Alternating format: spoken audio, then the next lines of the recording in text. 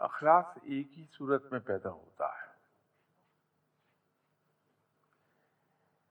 یا تو جذبہ تشکر بہت زیادہ ہو جائے،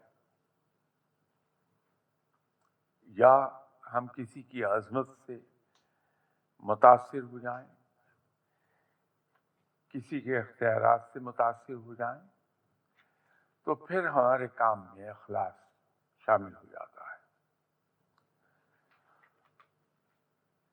رب تعالیٰ کے ساتھ جو تعلق ہے ہمارا، یہ اصل میں دو چیزوں کی وجہ سے، اور دونوں اکٹھی اگر واقع ہوں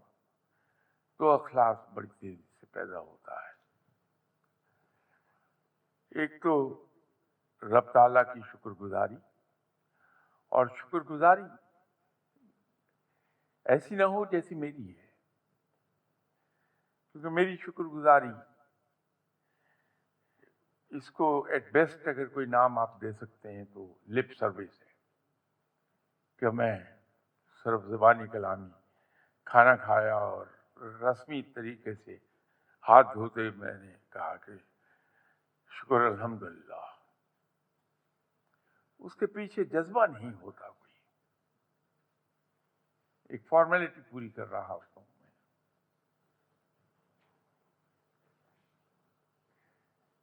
اسی طرح میں اکثر بیشتر کہتا ہوا پایا جاؤں گا کہ رب عظیم ترین ہے، اس سے بڑا کوئی نہیں ہے، وہ آل ٹائم پاورفل ہے۔ لیکن اگر کبھی آپ دیکھیے کہ میں اپنے باس کے سامنے کیسے بھیگی بلی بنا ہوتا ہوں، اور نماز تو میں بڑی تیزی سے پڑھتا ہوں کہ 2 منٹ کی بجائے اس کو اگر میں 1 منٹ میں پورا کر لوں تو پھر میں دفتر کا کام کروں، تاکہ میرا باس مجھے ڈنڈے نہیں مارے۔ اسی طرح میں باس کی خدمت کرتا ہوں کہ اس کے ہاتھ میں میری اینول انکریمنٹ ہے، میری پروموشن ہے، میری جاب کی سیکیورٹی اس کے ہاتھ میں ہے۔ لیکن زبان سے میں یہی کہتا ہوا پایا جاؤں گا کہ رب عظیم ترین ہے،